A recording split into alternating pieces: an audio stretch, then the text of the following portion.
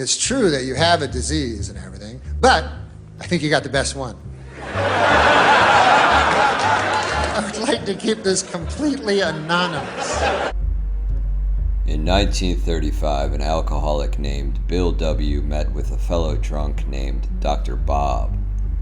Their fellowship marked the beginning of what would be Alcoholics Anonymous. Which I know does not sound that anonymous. I didn't name the group, but... A 12-step program focusing on prayer, admission, atonement, and anonymity. Sounds like the exact opposite of anonymous. That's right, anonymity. In the early days, there was little that a man feared more than being labeled a weak and diseased alcoholic. No, but listen, man, I don't minimize what he does, though, because he admits that he's an alcoholic and that he's weaker than above, and that ain't easy to do. I couldn't do any of that shit. I'm too proud, you know what I mean? I got too much pride, you know? These were the days of the Rat Pack. Prohibition was a thing of the past. Alcohol had won the day. Drink? Now, this is only a gag. I don't drink anymore. I freeze it now, and I eat it like a popsicle.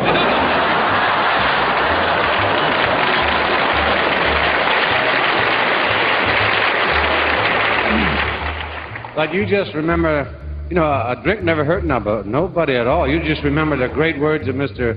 Joey Lewis. He says, you're not drunk if you can lay on the floor without holding on. But, I want to say one thing in all seriousness. I feel sorry for you people that don't drink. I mean it, because when you wake up in the morning, that's as good as you're going to feel all day.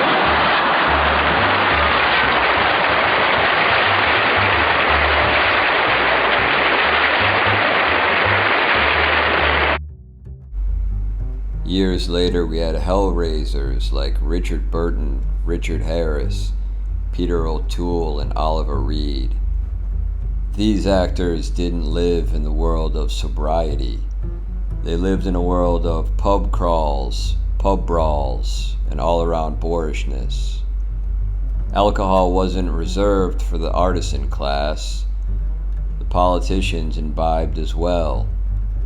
After Ted Kennedy crashed his car in the Chappaquiddick incident, he reportedly said, "You can call me a bad driver, you can call me a killer, but you may not call me an alcoholic." But before these men were in politics, many of them were in fraternities, a place in which alcoholism thrived. Years ago, one frat boy was asked by a doctor, "How many days per week do you binge drink?" To which he replied, "I don't know. How many days are there in a week?"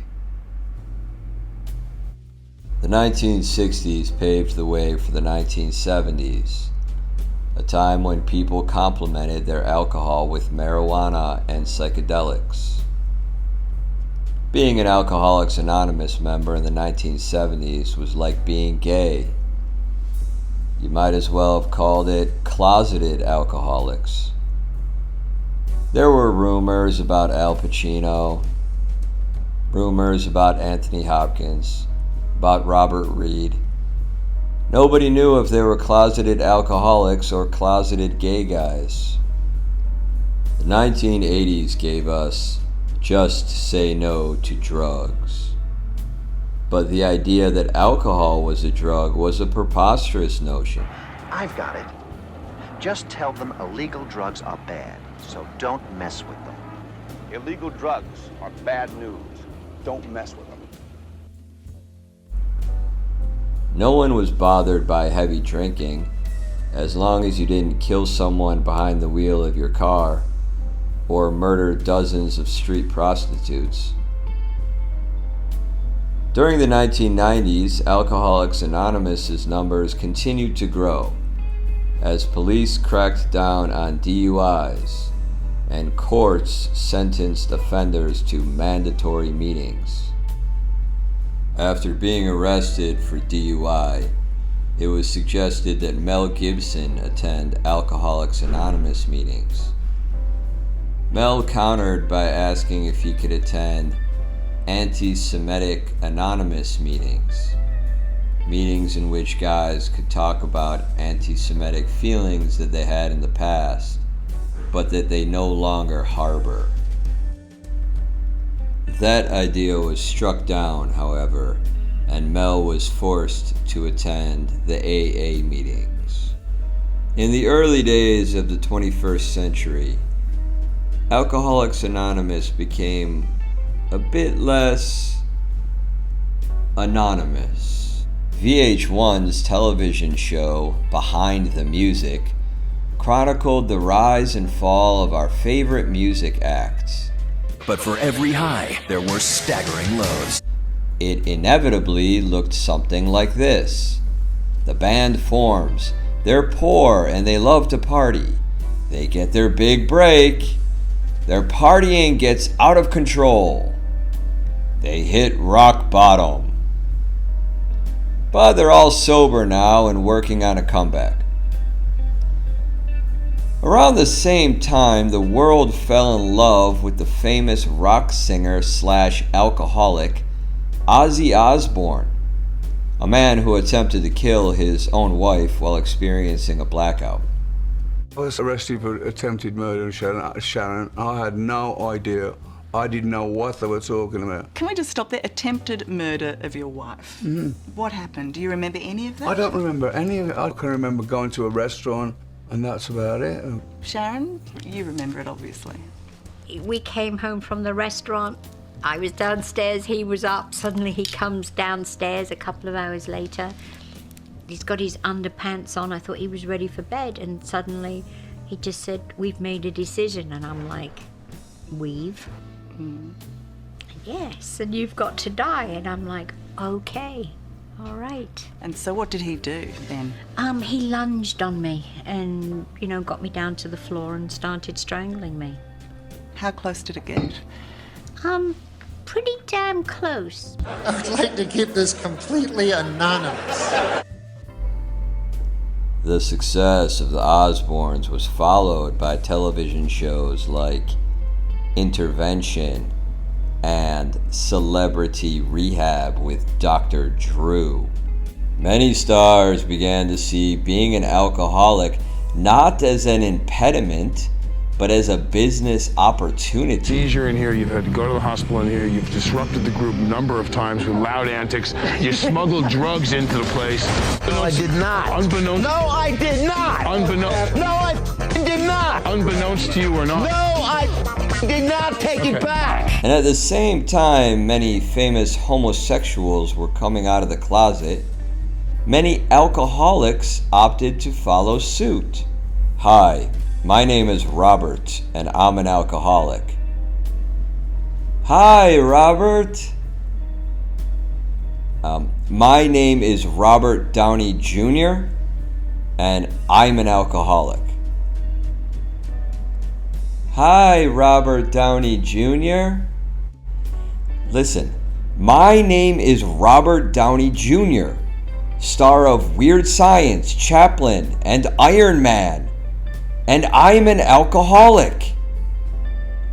Hi, Robert Downey Jr., star of Weird Science, Chaplin, and Iron Man. Many famous people began to grow frustrated with the anonymous aspect of Alcoholics Anonymous.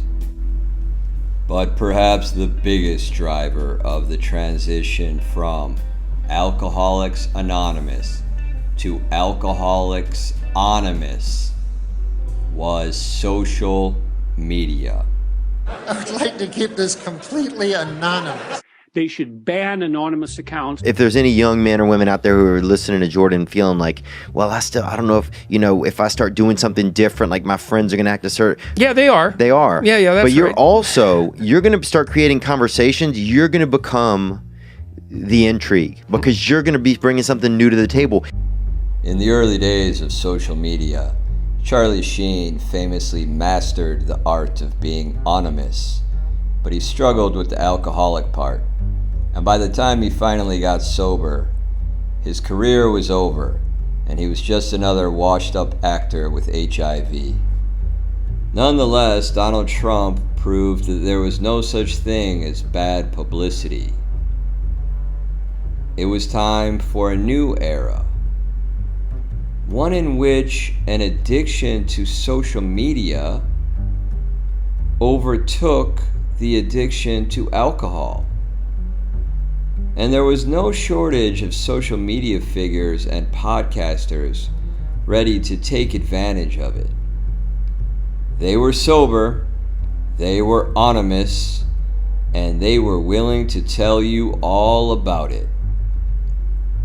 But wait, does this mean that Alcoholics Anonymous is a lie?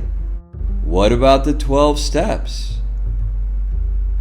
Do alcoholics need, quote, a power greater than ourselves to restore us to sanity?